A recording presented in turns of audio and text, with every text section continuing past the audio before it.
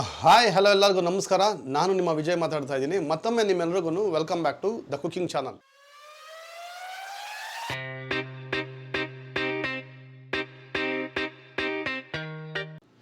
ಇವತ್ತು ನಾನು ಈ ವಿಡಿಯೋದಲ್ಲಿ ಹಿಂದೆ ನಾನು ಕೂಡ ಭಾಳ ಥರ ಚಿಕನ್ ರೆಸಿಪಿಗಳನ್ನ ಮಾಡಿ ತೋರಿಸಿದ್ದೀನಿ. ಆದರೆ ಇವತ್ತು ನಾನು ತೋರಿಸ್ತಾ ಇರೋಂಥ ಈ ರೆಸಿಪಿ ಭಾಳ ಅಥೆಂಟಿಕ್ ಆಗಿರ್ತಾರೆ ಮತ್ತು ಭಾಳ ಯೂನಿಕ್ ಆಗಿರ್ತಾರೆ. ಅದೇ ಚಿಕನ್ ಕೊರಿಯಾಂಡರ್ ಹೇಗೆ ಮಾಡಬೇಕು ಅನ್ನೋದನ್ನ ತೋರಿಸ್ತಾ ಇದ್ದೀನಿ. ಕೊತ್ತಂಬರಿನೇ ಉಪಯೋಗಿಸ್ಕೊಂಡು ಹೇಗೆ ಚಿಕನ್ ಕೊರಿಯಾಂಡರ್ನ ಮಾಡ್ಬೋದು ಅನ್ನೋದನ್ನ ಇವತ್ತು ಈ ವಿಡಿಯೋದಲ್ಲಿ ಕಂಪ್ಲೀಟ್ ಆಗಿ ತಿಳಿಸ್ತಾ ಇದ್ದೀನಿ. ಮೊದಲನೇದಾಗಿ ಇದಕ್ಕೆ ಬೇಕಾಗಿರುವಂಥ ಇಂಗ್ರೀಡಿಯೆಂಟ್ಸ್ಗಳನ್ನ ನೋಡಿಕೊಂಡು ತದನಂತರ ಇದರ ಮಾಡುವಂಥ ವಿಧಾನಗಳನ್ನ ಈಗ ನೋಡ್ಕೋಣ ಬನ್ನಿ. ಇದಕ್ಕೆ ಬೇಕಾಗಿರುವಂಥ ಇಂಗ್ರೀಡಿಯೆಂಟ್ಸ್ಗಳನ್ನ ಮೊದಲನೇದಾಗಿ ನೋಡ್ಕೋಣ. ಅರ್ಧ kg ಅಷ್ಟು ಚಿಕನ್ನ ನೀಟಾಗಿ ತೊಳೆದು ಇಟ್ಕೊಂಡಿರುವಂಥದ್ದು, 100 ಗ್ರಾಮ್ನಷ್ಟು ಹಸೆ ಕೊತ್ತಂಬರಿನ ಕ್ಲೀನಾಗಿ ವಾಶ್ ಮಾಡಿ ಚಾಪ್ ಮಾಡಿ ಇಟ್ಕೊಂಡಿದ್ದೀನಿ. ಒಂದು ದೊಡ್ಡ ಸೈಜಿನ ಈರುಳ್ಳಿನ ಕೂಡ ನೀಟಾಗಿ ಚಾಪ್ ಮಾಡಿ ಇಟ್ಕೊಂಡಿರೋದು, ಒಂದು ನಿಂಬೆಹಣ್ಣಿನ ರಸ ದೊಡ್ಡ ಸೈಜಿಂದು, 100 ಗ್ರಾಮ್ ಅಷ್ಟು ಮೊಸರು, 1 ಟೀ ಸ್ಪೂನ್ ಅಷ್ಟು ಗಾರ್ಲಿಕ್ ಜಿಂಜರ್ ಪೇಸ್ಟು, ಅರ್ಧ ಟೀ ಸ್ಪೂನು ಜೀರಿಗೆ, ಅರ್ಧ ಟೀ ಸ್ಪೂನು ಧನಿಯಾ, ಅರ್ಧ ಟೀ ಸ್ಪೂನ್ನಷ್ಟು ಚಿಕನ್ ಮಸಾಲ, ಅರ್ಧ ಟೀ ಸ್ಪೂನ್ನಷ್ಟು ಗರಂ ಮಸಾಲ, ಮತ್ತು 1 ಟೀ ಸ್ಪೂನ್ನಷ್ಟು ಸೋಂಪನ್ನು ತೊಗೊಂಡಿದ್ದೀನಿ, ಅರ್ಧ ಟೀ ಸ್ಪೂನ್ನಷ್ಟು ಅರಿಶಿನ ಪೌಡ್ರು, ಅರ್ಧ ಟೀ ಸ್ಪೂನ್ನಷ್ಟು ಉಪ್ಪು, 1 ಇಂಚಷ್ಟು ಚಕ್ಕೆ, 3 ಏಲಕ್ಕಿ, 5 ಲವಂಗ, 2 ಪಲಾವಿನ ಎಲೆಯನ್ನು ಕೂಡ ಈಗ ತೊಗೊಂಡಿರುವಂಥದ್ದು. ಮೊದಲನೇದಾಗಿ ಒಂದು ಪ್ಯಾನ್ ತೊಗೊಂಡಿದ್ದೀನಿ. ಈಗ ಪ್ಯಾನು ಒಂದು ಚೂರು ಬಿಸಿ ಆದಮೇಲೆ 2 ಟೀ ಸ್ಪೂನಷ್ಟು ಅಡುಗೆ ಎಣ್ಣೆನ ಹಾಕೋಣ. ಇದೇ ರೀತಿ ಎಣ್ಣೆ ಒಂದು ಚೂರು ಬಿಸಿ ಆಗಲಿ. ಈಗ ಇದಕ್ಕೆ ತೊಳೆದಿಟ್ಕೊಂಡಿದ್ದಂಥ ಚಿಕನ್ನ ಕೂಡ ಸೇರಿಸ್ಕೋಣ. ಚಿಕನ್ನ ಸೇರಿಸ್ಕೊಂಡಾದ್ಮೇಲೆ ಇದಕ್ಕೆ ಗಾರ್ಲಿಕ್ ಜಿಂಜರ್ ಪೇಸ್ಟ್ನು ಕೂಡ ಸೇರಿಸ್ಕೊಂಡು ನೀಟಾಗಿ ಫ್ರೈ ಮಾಡ್ಕೋಣ. ಚಿಕನ್ನು ಕಂಪ್ಲೀಟಾಗಿ ಕಲರು ಚೇಂಜ್ ಆಗಬೇಕು, ಅಂದರೆ ವೈಟ್ ಕಲರ್ ಆಗಬೇಕು. ಅಲ್ಲವರೆಗೂ ನಿಧಾನವಾಗಿ ಮೀಡಿಯಮ್ ಫ್ಲೇಮ್ನೆಲ್ಲ ಇಟ್ಕೊಂಡು ಚೆನ್ನಾಗಿ ಫ್ರೈ ಮಾಡ್ಕೊಬೇಕೀಗ. ಹೋಟ್ಲ್ನಲ್ಲಿ ಏನಕ್ಕೆ ಅಷ್ಟು ಚೆನ್ನಾಗಿ ಮತ್ತು ಅಷ್ಟು ಡೆಲಿಷಿಯಸ್ ಆಗಿರ್ತೀರಿ ಅಂದರೆ ಭಾಳ ಚೆನ್ನಾಗಿ ಗೊತ್ತಿರ್ತಾರೆ ಯಾವ ಮೆಥಡಲ್ಲಿ ಯಾವುದನ್ನ ಹೆಂಗೆ ಮಾಡ್ಕೊಬೇಕು ಅನ್ನೋದನ್ನ. ಮನೆಯಲ್ಲಿ ಅಷ್ಟು ಪರಿಪೂರ್ಣವಾಗಿ ಮಾಡದಿರೋ ಕಾರಣದಿಂದ ತುಂಬ ಮನೆಯಲ್ಲಿ ಕಂಪೇರ್ ಮಾಡಿದ್ರೆ ಅದು ಹೋಮ್ಲಿ ಫುಡ್ ಥರನೇ ಅನ್ನಿಸ್ತಿದೆ. ರೆಸ್ಟೋರೆಂಟ್ ಶೈಲಿಯ ನಮಗೆ ಟೇಸ್ಟ್ ಅಂತೂ ಬರೋದಿಲ್ಲ. ನಾನು ನಿಮಗೆ ಭಾಳ ಸಿಂಪಲ್ ಆಗಿ ಯಾಕೆ ಮಾಡಬೇಕು ರೆಸ್ಟೋರೆಂಟ್ ಶೈಲಿ ಅನ್ನೋದನ್ನ ಹೇಳ್ಕೊಡ್ತೀನಿ. ಆಮೇಲೆ ಈ ರೆಸಿಪಿನ ಯಾವ ಬ್ಯಾಚುಲರ್ಸ್ ಕೂಡ ಭಾಳ ಈಸಿಯಾಗಿ ಮಾಡ್ಕೊಂಬೋ ಅಂತ ಒಂದು ಬಿಗಿನರ್ಸ್ ಫ್ರೆಂಡ್ಲಿ ಇದು. ಆಮೇಲೆ ಕೇವಲ ಒಂದು ಅರ್ಧ ಅವರ್ನಲ್ಲೇ ಇದು ಕಂಪ್ಲೀಟ್ ಆಗಿ ರೆಡಿ ಆಗಿಬಿಡ್ತಿದೆ. ನೋಡಿದ್ರಲ್ಲ, ಚಿಕನ್ ಕಲರು ಈಗ ಕ್ಲೀನಾಗಿ ಚೇಂಜ್ ಆಗ್ತಾ ಇದೆ. ಇದೇ ರೀತಿ ಇನ್ನೂ ಫ್ರೈ ಮಾಡ್ಕೋಣ. ಫ್ಲೇಮ್ನ ಹೇಗೆ ಕನ್ಸಿಸ್ಟೆನ್ಸಿ ಮೇಂಟೈನ್ ಮಾಡಬೇಕು ಅಂದರೆ, ಚಿಕನ್ನು ಯಾವಾಗ ನೀರು ಬಿಟ್ಕೊಂತಲ್ಲ ಆವಾಗ ಸ್ವಲ್ಪ ಹೈ ಫ್ಲೇಮ್ ಮಾಡಬೇಕು.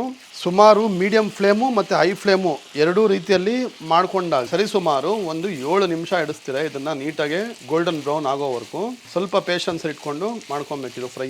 ಈಗ ಇದನ್ನು ಸಪ್ರೇಟಾಗಿ ಒಂದು ಬೌಲ್ನಲ್ಲಿ ಹಾಕಿ ಇಟ್ಕೋಣ. ಈಗ ಇದೇ ಕಡಾಯಿಗೆ ಸುಮಾರು ಒಂದು 3 ಟೀ ಸ್ಪೂನ್ ಅಷ್ಟನ್ನ ಎಣ್ಣೆನ ಸೇರಿಸ್ಕೋಣ. ಚಿಕನ್ನ ಫ್ರೈ ಮಾಡ್ಕೊಂಡ್ವಲ್ಲ ಅದೇ ಕಡಾಯಿನಲ್ಲಿ ಏನು ವಾಶ್ ಮಾಡಬೇಡಿ, ಹಂಗೆ ಇರಲಿ, ಅದಕ್ಕೆ ಫ್ಲೇವರು ಚೆನ್ನಾಗಿ ನಮಗೆ ಸಿಗ್ತಿದೆ. ಮತ್ತೆ ಈಗ ಇದಕ್ಕೆ ಕಟ್ ಮಾಡಿ ಇಟ್ಕೊಂಡಿದ್ದಂಥ ಆನಿಯನ್ಸ್ನ ಸೇರಿಸ್ಕೋಣ.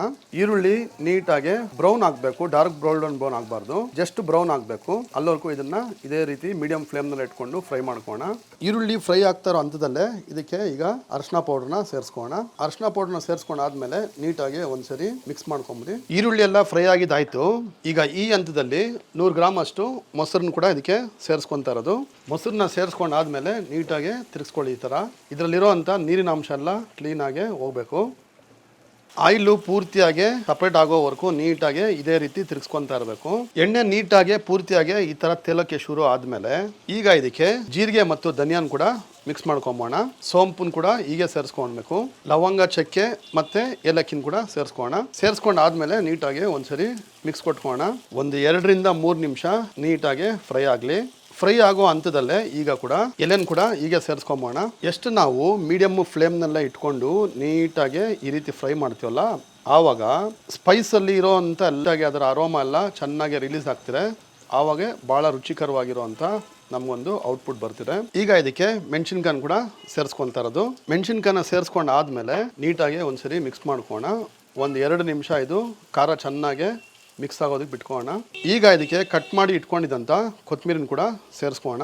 ಕೊತ್ತಂಬರಿನ ಪೂರ್ತಿಯಾಗಿ ಸೇರಿಸಾದ್ಮೇಲೆ 5 ರಿಂದ 7 ನಿಮಿಷ ನೀಟಾಗಿ ಇದೇ ರೀತಿ ಚೆನ್ನಾಗಿ ಇದನ್ನು ಫ್ರೈ ಮಾಡ್ಕೊಬೇಕು. ನೀವು ಯಾವಾಗಲೂ ಈ ಥರ ರೆಸಿಪಿನ ಭಾಳ ಜನ ಟ್ರೈ ಮಾಡೇ ಇರೋದಿಲ್ಲ. ಭಾಳ ಅಂದರೆ ಭಾಳ ಅದ್ಭುತವಾಗಿರ್ತದೆ. ಆದಮೇಲೆ ಕೆಲವರು ಏನು ಮಾಡ್ತಾರೆ ಅಂದರೆ ಈ ಕೊತ್ತಂಬರಿನ ಕೂಡ ಚೆನ್ನಾಗಿ ಗ್ರೈಂಡ್ ಮಾಡ್ಕೊಂಡು ನೀಟಾಗಿ ಸಾಫ್ಟ್ ಆಗಲಿ ಅಂತ ಹಾಕ್ತಾರೆ. ಬಟ್ ಅದೇನು ಅಂದ್ರೆ ಕಾಮನ್ ಆಗ್ಬಿಡ್ತಿದೆ. ಇದು ಒಂದು ರೀತಿ ನಿಮಗೆ ಪಾಲಕ್ ಹೇಗೆ ನಿಮಗೆ ಡಿಸಾಲ್ವ್ ಆಗ್ತಿಲ್ಲ ಫ್ರೈ ಆಗಿ, ಇದು ಅದೇ ರೀತಿನೇ ನೀಟಾಗಿ ನಿಮಗೆ ಡಿಸಾಲ್ವ್ ಆಗ್ತಿದೆ. ಈಗ ಇದಕ್ಕೆ 1-2 ಚಿಟಿಕೆ ಅಷ್ಟು ಉಪ್ಪನ್ನ ಸೇರಿಸ್ಕೊಳ್ಳಿ. ಉಪ್ಪನ್ನ ಭಾಳ ಜಾಸ್ತಿ ಹಾಕ್ಕೊಬಾರ್ದು, ಯಾಕೆಂದ್ರೆ ನಾವು ಗಾರ್ಲಿಕ್ ಜಿಂಜರ್ ಪೇಸ್ಟ್ ಹಾಕೊಂಡಿರ್ತಲ್ಲ ಅದರಲ್ಲಿ ನಮಗೆ ಉಪ್ಪು ಸ್ವಲ್ಪ ಇರ್ತಿದೆ, ಮತ್ತೆ ಜಾಸ್ತಿ ಆಗಬಾರ್ದು. ಸುಮಾರು 5 ನಿಮಿಷ ಆದ್ಮೇಲೆ ಇದಕ್ಕೆ ಚಿಕನ್ ಮಸಾಲ ಮತ್ತು ಗರಂ ಮಸಾಲನ ಕೂಡ ಈಗ ಸೇರಿಸ್ಕೊತಾ ಇದ್ದೀನಿ. ಎರಡೂ ಮಸಾಲದು ಹಸಿ ಸ್ಮೆಲ್ ಹೋಗೋವರೆಗೂ ನೀಟಾಗಿ ಫ್ರೈ ಮಾಡ್ಕೋಣ. ಮೀಡಿಯಂ ಫ್ಲೇಮ್ನಲ್ಲೇ ಇಟ್ಕೊಳ್ಳಿ, ಭಾಳ ಹೈ ಫ್ಲೇಮ್ನಲ್ಲೇ ಇಟ್ಕೊಂಬೇಡಿ. ಈಗ ಫ್ರೈ ಮಾಡಿ ಇಟ್ಕೊಂಡಿದ್ವಲ್ಲ ಆ ಚಿಕನ್ನು ಕೂಡ ಇದಕ್ಕೆ ಈಗ ಸೇರಿಸ್ಕೊಂಬೋಣ. ಎಲ್ಲ ಸೇರಿಸ್ಕೊಂಡಾದ್ಮೇಲೆ ನೀಟಾಗಿ ಮಿಕ್ಸ್ ಮಾಡ್ಕೊಳ್ಳಿ. ಈಗ ಇದಕ್ಕೆ ಒಂದು ಚೂರು ನೀರನ್ನ ಸೇರಿಸ್ಕೊಳ್ಳಿ. ಚೆನ್ನಾಗಿದು ಮಸಾಲೆ ಎಲ್ಲ ನೀಟಾಗಿ ಚಿಕನ್ಗೆ ಡೈಲ್ಯೂಟ್ ಆಗಲಿ. 1/4 ಗ್ಲಾಸ್ ಅಷ್ಟು ನೀರನ್ನ ನೀಟಾಗಿ ಸೇರಿಸ್ಕೊಂಡಿದ್ದೀನಿ. ಭಾಳ ಹಾಕ್ಕೊಬೇಡಿ, ಬಿಸಿನೀರನ್ನ ಹಾಕ್ಕೊಬೇಕು. ಈಗ ಇದನ್ನೆಲ್ಲ ನೀಟಾಗಿ ಒಂದ್ಸರಿ ತಿರ್ಗಿಸಿಕೋಣ. ಇದಕ್ಕೆ ಈಗ ನಿಂಬೆಹಣ್ಣು ರಸನ ಕೂಡ ಸೇರಿಸ್ಕೊತಾ ಇರೋದು. ನಿಂಬೆಹಣ್ಣಿನ ರಸ ಹಾಕೊಂಡಾದ್ಮೇಲೆ ನೀಟಾಗಿ ಒಂದ್ಸರಿ ಮಿಕ್ಸ್ ಮಾಡಿಕೊಂಡು ಇದ್ರ ಮೇಲೆ ಲಿಡ್ನ ಕ್ಲೋಸ್ ಮಾಡಿ ಸುಮಾರು 3 ನಿಮಿಷದವರೆಗೂ ಆಯಿಲ್ ಸಪ್ರೇಟ್ ಆಗೋವರೆಗೂ ಇದೇ ರೀತಿ ಸ್ವಲ್ಪ ಬಾಯ್ಲ್ ಮಾಡ್ಕೋಣ. ಈಗ 5 ನಿಮಿಷ ಆಯಿತು. ನೀಟಾಗಿ ಲಿಡ್ನ ಓಪನ್ ಮಾಡ್ಕೊಂಡ್ಬಿಟ್ಟು ಆಯಿಲ್ ನೋಡಿದ್ರಲ್ಲ ಎಷ್ಟು ನೀಟಾಗಿ ಎಲ್ಲ ಸಪ್ರೇಟ್ ಆಗಿದೆ. ಈಗ ನೀಟಾಗಿ ಒಂದು ಮಿಕ್ಸ್ ಕೊಟ್ಕೊಳ್ಳಿ. ಉಪ್ಪು ಕರೆಕ್ಟ್ ಇದೆಯಾ ಒಂದ್ಸರಿ ನೋಡ್ಕೋಣ. ಉಪ್ಪೆಲ್ಲ ತುಂಬಾ ಕರೆಕ್ಟ್ ಇದೆ. ಫ್ಲೇಮ್ನ ಒಂದು ಚೂರು ಐನಲ್ಲಿ ಇಟ್ಕೊಂಡು ಈಗ ಆಯಿಲ್ ಕಂಪ್ಲೀಟ್ ಆಗಿ ಸಪ್ರೇಟ್ ಆಗೋವರೆಗೂ ಇದನ್ನ ಇದೇ ರೀತಿ ಫ್ರೈ ಮಾಡ್ಕೋಣ. ಆಯಿಲ್ ಎಲ್ಲ ಪೂರ್ತಿಯಾಗಿ ಸಪ್ರೇಟ್ ಆಗಿದ್ದಾಯ್ತು. ಈಗ ಸ್ಟವ್ನ ಟರ್ನ್ ಆಫ್ ಮಾಡಿ ನೀಟಾಗಿ ಅದೇ ರೀತಿ ತಣ್ಣಗಾಗೋದಕ್ಕೆ ಬಿಡೋಣ. ಇದ್ರನ್ನ ನೀವು ವೈಟ್ ರೈಸ್ ಅಲ್ಲಾದ್ರೂ ಸರಿ, ಇಲ್ದಿರ ಪರೋಟ ಇಲ್ಲ ಚಪಾತಿಯಲ್ಲಿ ಬಹಳ ಅದ್ಭುತವಾಗಿರುವಂತಹ ಒಂದು ಕಾಂಬಿನೇಷನ್ ಇದು. ನೀವು ಕೂಡ ಟ್ರೈ ಮಾಡ್ತೀರಾ ಅಂತ ಅನ್ಕೊಂತಾ ಇದ್ದೀನಿ. ಈಗ ಇದು ರುಚಿ ಆಗಿದೆ ಅನ್ನೋದನ್ನ ನೋಡೋಣ. ಚಿಕನ್ ನೀಟಾಗಿ ಫ್ರೈ ಆಗಿದೆ, ಟಂಡರ್ ಆಗಿ ಪಲ್ಪಿ ಆಗಿದೆ, ಮತ್ತು ಆ ಕೊರಿಯಾಂಡ್ರದ್ದು ಫ್ಲೇವರು ನಮಗೆ ಬಹಳ ಅಂದ್ರೆ ಬಹಳ ಚೆನ್ನಾಗಿದೆ. ನೋಡಿದ್ರಲ್ಲ ಇವತ್ತಿನ ಈ ರೆಸಿಪಿ, ಮತ್ತೆ ಟೇಸ್ಟಿಯಲ್ಲಿ ಕೂಡ ಬಹಳ ಅಥೆಂಟಿಕ್ ಆಗಿರ್ತಾರೆ. ನೀವು ಕೂಡ ಒಮ್ಮೆ ಈ ರೀತಿ ಟ್ರೈ ಮಾಡಿಕೊಂಡು ತಿನ್ನಿ. ಮತ್ತೆ ಯಾಗಿತ್ತು ಏನು ಅನ್ನೋದನ್ನ ಕಮೆಂಟ್ ಬಾಕ್ಸ್ನಲ್ಲಿ ತಿಳಿಸಿ. ನಿಮ್ಮಲ್ಲಿ ಯಾರಾದರೂ ಹೊಸಬರಾಗಿದ್ರೆ ದಯವಿಟ್ಟು ನಮ್ಮ ಚಾನಲ್ಗೆ ಸಬ್ಸ್ಕ್ರೈಬ್ ಮಾಡ್ಕೊಳ್ಳಿ. ಎಂದಿನಂತೆ ನಾನು ನಿಮಗೆ ಮತ್ತೊಂದು ವಿಡಿಯೋದಲ್ಲಿ ಸಿಗೋವರೆಗೂ ಎಲ್ಲರಿಗೂ take care. Have A nice day.